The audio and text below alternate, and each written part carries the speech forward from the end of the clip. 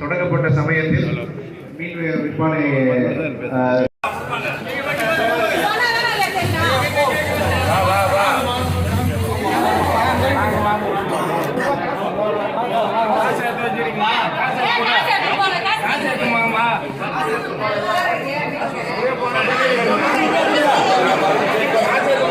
சார்ந்த தோழர்களே, வரையை புரிந்திருக்கிற வியாபாரிகள் சங்கத்தை சார்ந்த அன்பிற்குரிய நண்பர்களே, உங்கள் அனைவருக்கும் என்னுடைய அன்பான வணக்கம். நிறுத்துவதற்கான இடங்களும் உருவாக்கப்பட்டிருக்கின்றன.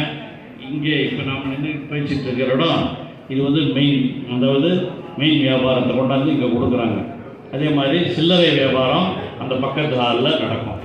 இதையெல்லாம் யார் யாருக்குங்கிறதையும் கமிஷனர் நம்முடைய அப்போ நகராட்சியில் பணம் இல்லை, அவர் உள்ளாட்சித்துறையிலிருந்தே பணத்தை கொடுத்த